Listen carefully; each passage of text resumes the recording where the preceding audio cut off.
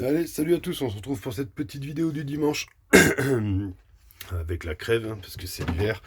On est dehors au froid avec mes espèces qui sont dehors en diapose. Donc vous avez vu, j'ai mis du foin pour maintenir un peu la température. Là, hop, on est à 9 degrés dans la caisse. Après, il fait pas froid dehors. On a une journée où il fait même 16 degrés cette semaine. Donc on va aller regarder Mélasus Niger. Je vais les poser ici. Filmer. Propre.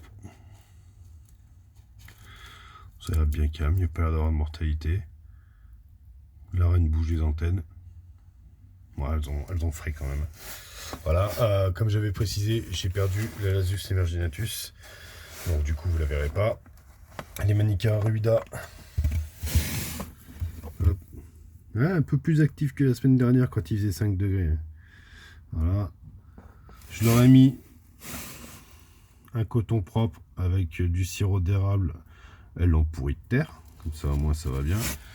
Il y en a un deuxième ici. Celui-là, il n'y a pas de terre, mais je vois qu'il y a un petit cadavre dessus. On voit mal à travers le plastique, désolé. Dans le nid. On est où dans le nid? Un peu de couvain. Oui, c'est marrant, il y a une nymphe qui a changé de couleur, donc même au froid, elles ont continué à évoluer. Je sais pas si on va réussir à les voir en bas là-bas. Elles sont bien toutes dans le même tube. J'ai pas réhumidifié les tubes. Il faudrait que je le fasse peut-être. Je vous montre le foin, ça doit pas être intéressant. Donc voilà, j'ai un cadavre ici. Alors attendez, je cherche mon doigt. Là. J'essaie de pas trop tourner le téléphone, sinon vous allez avoir un torticolis devant l'écran. Vous voyez, là, ça c'est un cadavre. Donc j'ai un cadavre. Ici, ça vit. On voit pas très bien, mais c'est pas évident de filmer des fourmis. Déjà à la maison, c'est pas évident. Alors là, dehors, je sais pas quoi. Dehors, dans une caisse en plastique, c'est encore pire, quoi. Donc voilà, tout se passe bien en extérieur. Un petit cadavre. C'est pas dramatique pour une diapose. Je suis en train de rechercher. J'ai pas la mise au point, désolé. En fait, je suis en train de chercher si j'en vois pas d'autres, mais à part dans le coton où je vois 1, 2, 3, 4, 5 gastres. Ah si, quand même, ouais. 1, 2, 3, 4, 5, 6, 7 cadavres collés au coton là. Alors, bon, elles ont eu froid, hein. Il a fait 4 degrés quand même dans cette boîte, hein. Et puis c'est peut-être aussi les premières générations qui commencent à mourir. Donc voilà, sur ce, on va arrêter avec celles qui sont dehors. On se retrouve tout de suite pour celles qui sont au chaud, enfin au chaud à l'intérieur. Et nous voilà à l'intérieur, donc, avec les Messars Barbarus. Bon, alors j'ai allumé la lumière, j'ai mis un grand coup dans l'étagère, ça leur a pas plu. Donc voilà, je vais avoir le flash, donc ça va pas être pratique. Donc ce que je disais la dernière fois, hein, on a bien ici une tache d'humidité, ça empire en fait. Ici, on a une tache d'humidité, vous voyez, ça fait flou. Et ici, on a aussi une tache d'humidité, ce qui paraît peu probable. Alors, c'est mon avis, c'est elle qui amène l'humidité dans le nid. Je vois pas d'autre solution, puisque moi, j'en apporte pas. Et ça m'étonnerait quand même que l'humidité du nid là-bas, en remontant dans le tube, puisse venir jusqu'ici pour faire ces grosses taches d'humidité. Parce que c'est quand même impressionnant, quoi. Et ouais. Ça fait balèze. Enfin bon, on va pas parler que de l'humidité du grenier. En tout cas, elles l'ont mis dedans. Elles sont venues me stocker du couvain ici. Alors, par contre, c'est chiant parce qu'on voit plus rien, quoi. Elles sont pas sympas, ces fourmis. Je vais faire chauffer le nid là, dès que je peux. Là. Je vais mettre mon tapis chauffant là, dès qu'elles sont sorties de repos hivernal. Et je vais la faire partir cette humidité. Elles ont mis du couvain. On voit des grosses larves.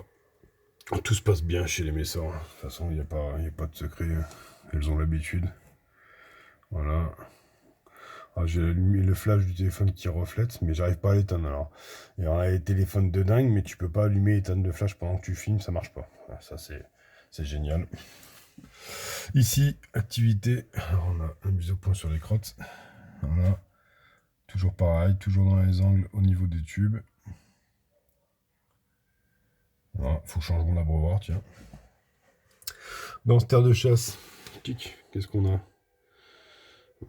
d'activité, on a quelques graines. Alors, elle m'avait stocké des graines là la semaine dernière, elle me les a rentrées dans le grenier. Voilà. Au fond, il faudrait que je nettoie le dépotoir qui commence à être pas mal.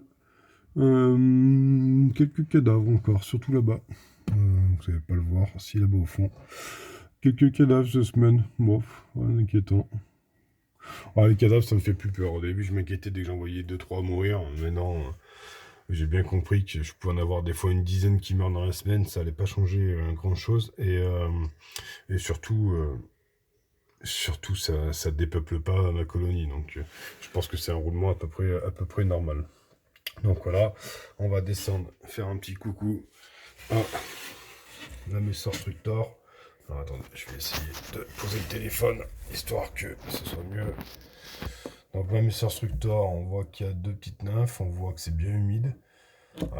Avec le froid, j'humidifie peut-être un peu trop mes nids en ce moment, parce que j'avais jamais fait gaffe. Ou alors c'est le flash du téléphone qui fait apparaître comme ça, mais là on voit bien que dans la première salle, j'ai de la bonne humidité contre les vitres, quoi. Donc j'ai remouillé le nid aussi hier. Hier, j'ai mis 1,5 ml d'eau. C'est peut-être pour ça. Bon, ça va pas l'air de leur déplaire non plus. Les graines sont plus au fond là-bas où c'est plus sec. Donc voilà. Après, avec le froid, je pense qu'il faudrait réduire légèrement l'humidité. Voilà. En sachant que là, il fait 20 degrés dans la pièce seulement. Donc voilà, on voit du pain de fourmi. C'est quoi, c'est du pain de fourmi ou des œufs qu'elle a celle-là dans la bouche, dans les mandibules? Non, c'est du pain de fourmi. Du pain de fourmi, au fond là-bas on a 2 larves, on a une nymphe. La première, elle a une petite grappe d'œuf. Celle d'en bas, là au-dessus de l'écrou, elle a 3-4 œufs dans les mandibules. Donc, à voir. Enfin, comme il a fait chaud cette semaine chez nous, c'est un peu foutu en vrac. J'ai réussi même à voir des insectes volants en extérieur. Donc, voilà, des punaises, des choses comme ça, qui normalement on voit pas trop à samedi. J'ai même vu des mouches aussi. Je suis assez surpris. Je pense que le redoux, ça met en vrac tout le monde en fait. Donc voilà, on va aller faire un petit coucou à ma Camponotus crantatus. Alors elle, ça va être un coucou rapide. J'ai pas trop envie de la déranger. Tac. Alors pareil, l'humidité qui ressort du nid. Là, ça y était pas. J'ai beaucoup d'humidité dans mes nids en fait. Là. Il va falloir que je réduise tout ça parce que ça me paraît bizarre. Alors est-ce que c'est une différence de température? Je vais regarder si ça n'avait pas commencé à l'extérieur.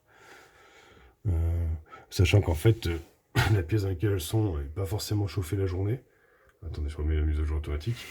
Et surtout, le matin, elle est ouverte pendant 15-20 minutes pour faire entrer l'air de dehors, histoire de baisser la température. Parce que bon, ça reste dans mon habitation, même si la pièce n'est pas chauffée, elle a tendance à arriver à 20-21 degrés. Donc je la refroidis bien le matin, je pense que c'est peut-être ça. C'est peut-être l'air frais que j'ai fait rentrer ce matin qui a créé cette condensation. Donc voilà, allez. Sur ce, je vous abandonne 8025. On a fait le tour de mes installations. On regardera ça dimanche prochain. Et on se rapprochera tout doucement de la fin de la diapose. Hein. Voilà, peut-être une nouveauté qui va arriver. Je vous en parlerai régulièrement dans la vidéo. Je vous les montrerai. Je vais certainement avoir des phasmes. Enfin, une espèce pour essayer, parce que c'est quelque chose qui m'intéresse, du phasme scorpion. Je vais certainement récupérer des œufs. Donc, quoi qu'il arrive, il faudra au moins 4 à 5 mois pour qu'ils éclosent.